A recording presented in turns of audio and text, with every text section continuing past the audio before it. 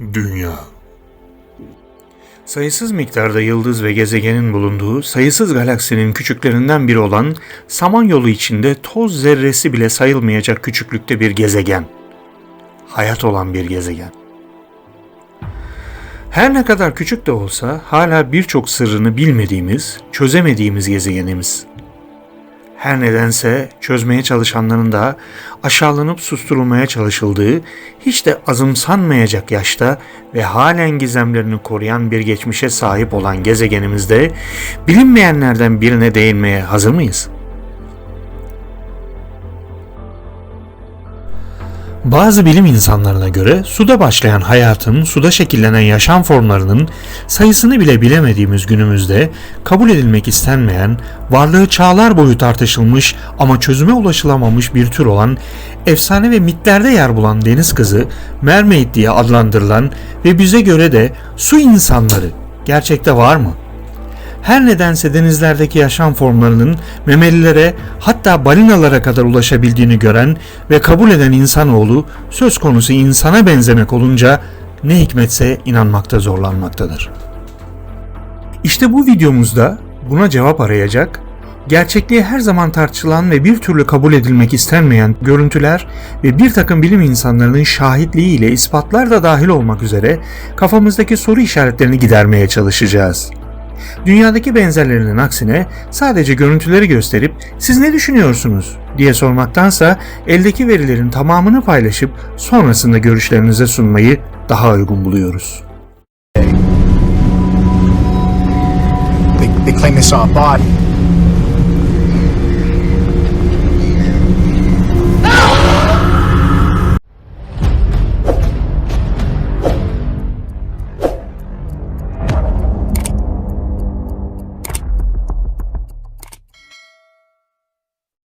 Cape Town, Afrika. Lady Smith deniz kızı. Sahil kısmında 2013 yılında bir deniz kızı görüldü. Deniz kızını fark eden bir kadındı. Sadece görmekle kalmadı, hayatını da kurtardı. Kadının adı Psani Duma'ydı. Kadın deniz kızının yardım çığlığını duymuş, suya geri dönmek istediğini düşünmüştü. Duma bu yaratığı orta renk tenli ve sarışın olarak tanımlamıştı ve Zuluca konuştuğunu iddia etmişti. 10 Aralık 2017'de Hindistan'da balıkçılar ağlarına tuhaf bir şeyin takıldığını fark ettiler. Bir deniz insanı ya da deniz kızı. Bu tuhaf yaratığın görüntüleri yarı insan, yarı balık olduğunu gösteriyor. Fakat hikayelerde, gerçek görüntülerde veya mitlerde karşımıza çıkanlar gibi insan kafasına sahip değil. Farklı olarak bu yaratığın başı da balık kafasıydı. İnsanlar bu ürkünç yaratığın resim ve videolarını hemen paylaşmaya ve gerçek deniz kızı diye etiketlemeye başladılar.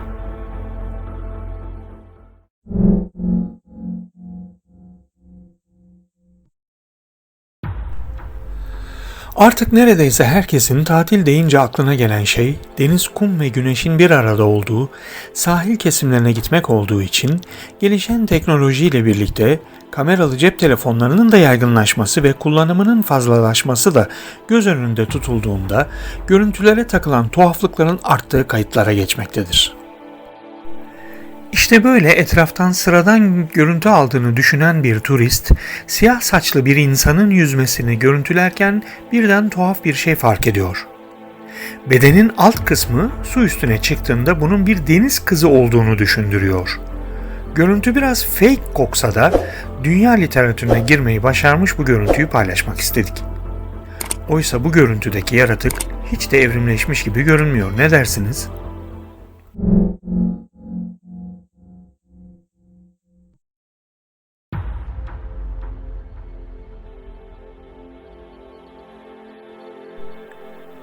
Geldik 13 numaraya. Amatör dalgıç kaydı Avustralya.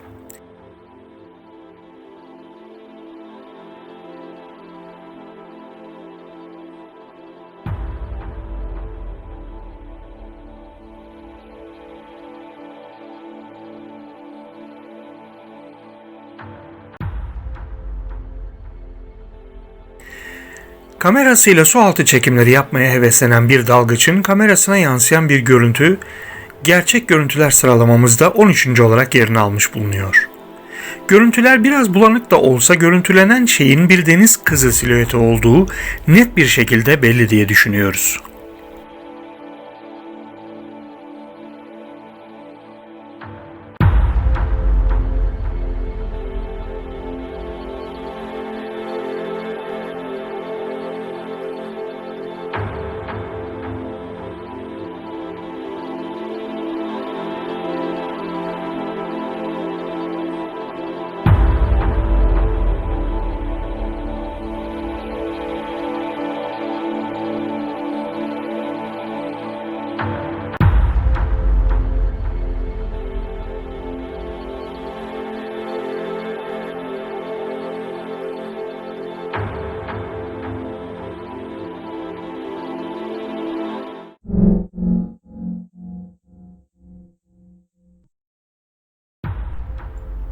Dünyada görüntülenen deniz kızları genellikle sahilde veya bir kayanın üzerinde dinlenirken, hatta güneşlenirken olmuştur. 12. sıraya aldığımız görüntümüz bunlardan oldukça farklı. Bu dalganın üzerinden tıpkı bir yunus gibi zıplayan deniz kızı açık denizde. Video kalitesi oldukça düşük olmasına rağmen hızına ve yaptığına da bakarak bu yaratığın bir deniz kızı olduğunu söylemeye yeterli diye düşünüyoruz.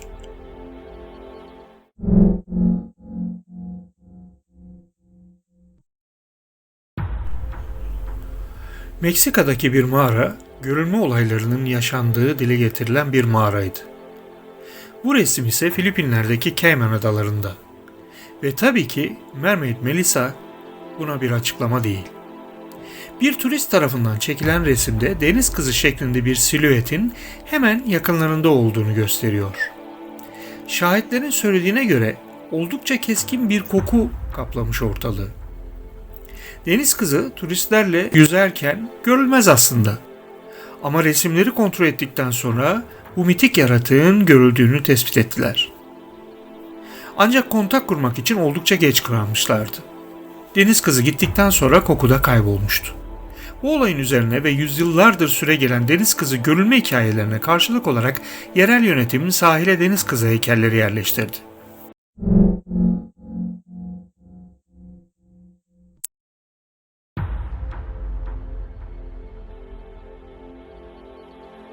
Ekim 2017'de sahilde gezen Avustralyalı bir adam sahilde tuhaf bir şey olduğunu gördü.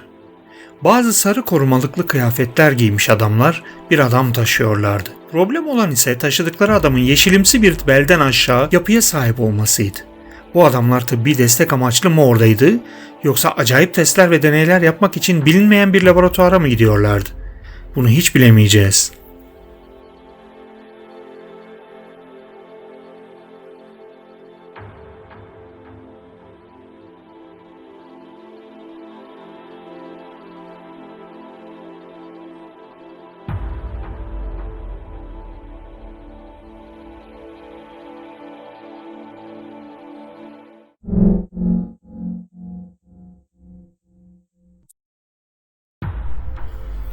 Biliyoruz ki tüm deniz memelileri sular soğuyunca sürüler halinde ılık sulara doğru göç ederler.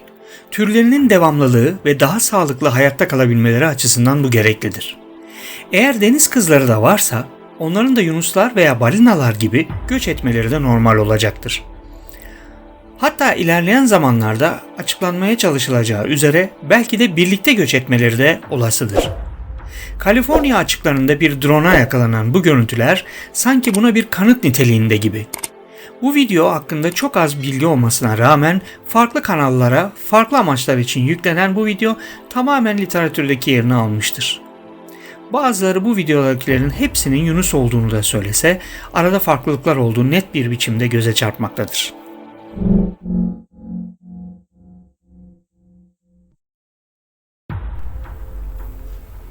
Her ne kadar karşı çıkanların ve inanmayanların sayısı fazla da olsa, inananlar hemen her bulduklarını kanıt olarak sunmaya çalışmaya devam etmektedirler.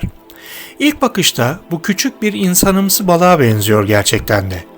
Paul Jones adında bir adam yaratığı görür görmez resimlemeye ve video çekmeye başladı. Görüntü hakikaten balık kuyruklu küçük bir insana benziyor. Daha başka neye nasıl benzetilebilir ki?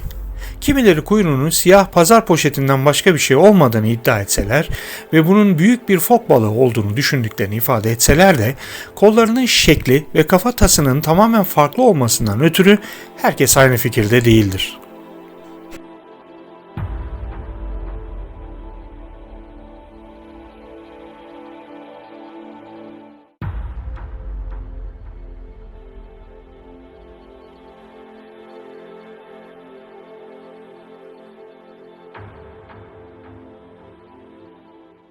Changed, and the Navy took the remains of what the boys found.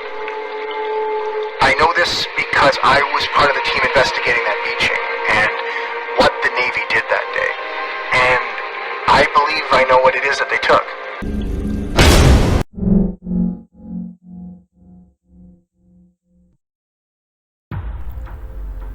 Bir televizyon kanalında tartışmaya açılan sıradaki bu görüntüde arkada duran balıkçının yaratığı fark ettikten hemen sonra diğer tarafa yönelmesi ve görmeye çalıştığı öndeki denizcinin de aynı şekilde başını diğer yöne doğru çevirdiği fark ediliyor.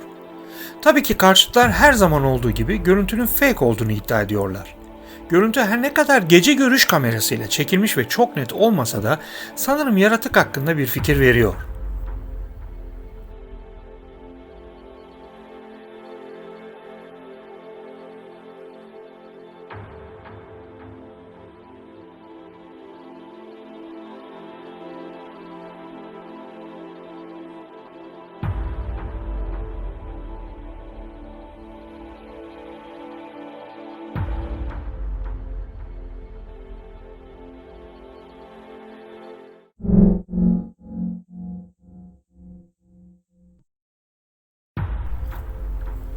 Sahile yakın bir kayanın üzerinde adeta gösteri yaparcasına güneşlenen bir deniz kızı uzakta kendisini izleyen kalabalığa aldırış etmiyor gibiydi.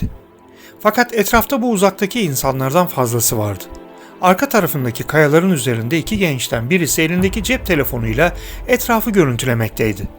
Aşağı doğru baktıklarında önce fok zannettikleri yaratığa dikkatlice bakınca bunun oldukça farklı olduğunu anladılar. Yaratık arkasına bakıp onları fark ettiğinde telaşla suya daldı ve gözden kayboldu. Kolları olan bu genç kadının bacaklar yerine bir balık kuyruğu olduğunu fark ettiler. Çok geçmeden bir sürü insan bu gözlemi doğruladı. Bir iş adamı bunun üzerine deniz kızı ile ilgili bir delil veya kendisini getirene 1 milyon ödül koydu. Bugüne kadar bunu başarabilen olmadı.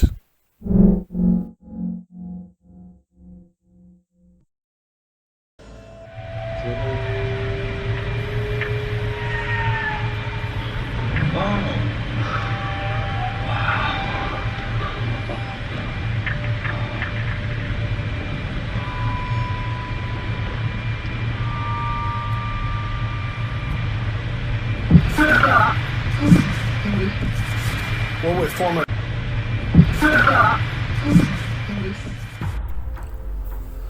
6 Mart 2013'te Grönland'da Animal Planet kanalı için deniz altına çekim yapan iki deniz bilimcinin kayıt esnasında birebir yaşadıkları olay.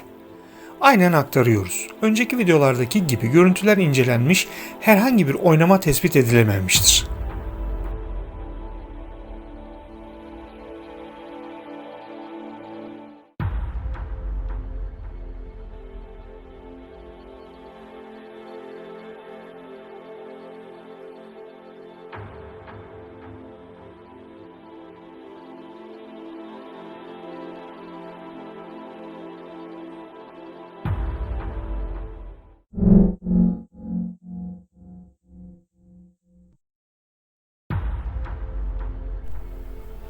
Listemizin 4 numarasında bir başka fenomen olmuş görüntü var.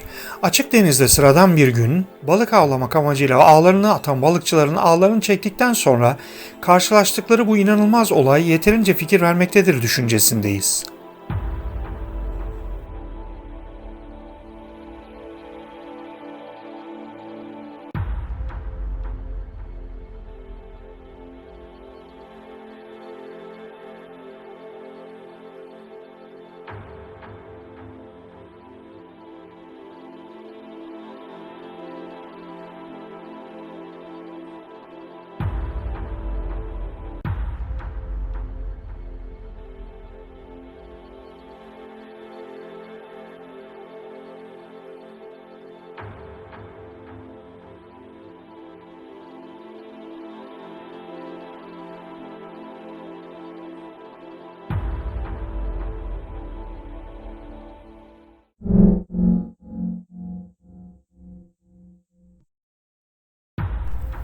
3 numaramızda Yeni Zelanda'da sahilde bulunan tuhaf ceset var. Buluntuya haber verdikten sonra polis halka açık bir şekilde bu gizemin arkasında ne olduğunu bulmak amaçlı yardım taleplerini Auckland Üniversitesi'nde bulunan uzmanlara ilettiler. Günümüzde iskeleti hala üniversitede bulunmuş gerçek deniz kızı kalıntısı olarak bulunmaktadır.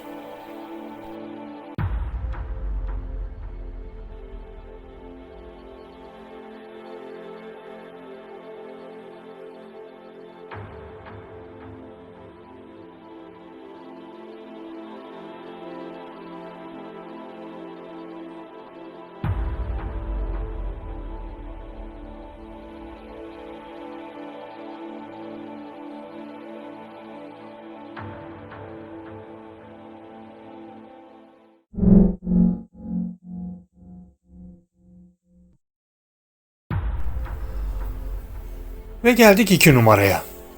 Arkeolojik olarak doğruluğu kesinleşmiş müzedeki iskelet.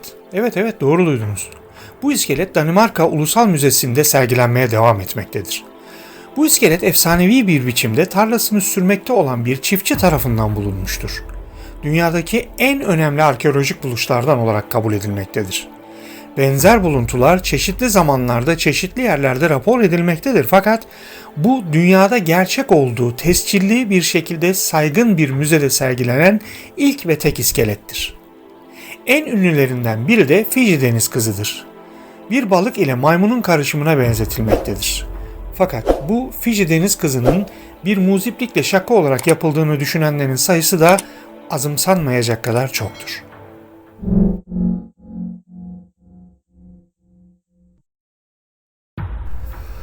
Ve geldik 1 numaramıza. 2 kardeşin cep telefonu kaydı. 2004 yılında balinaların sahile vurduğu sonar silah denemesi sonrası sahile ilk giden 2 kardeşten büyüğünün cep telefonu kaydı 1 numaramızda yer almaktadır. Görüntüleri senelerce saklayan kardeşler seneler sonra araştırmacılara iyice güvendikten sonra teslim etmişlerdir. Çünkü ilk etapta olay mahalline gelen hükümet yetkililerinden bir kısmı tehditvari uzun konuşmalarında çocukların gördüklerinin deniz aslanından başka bir şey olmadığı konusunda ikna çabalarını sürdürürken bir yandan da diğer bir kısım bilim adamı apar topar pür telaş o bedenleri uzaklaştırmakla meşguldüler. Çocukların anneleri tecrübesiyle çocukları ikna olmaya zorlamış ve olayın üstünün kapatıldığı düşünülmüştü. Çok şükür ki çocuklar zaten oldukça korktukları için ve yeterinden fazla ikna oldukları için cep telefonundan ve yaptıkları çekimden bahsetmemişlerdi. Aynen sunuyoruz.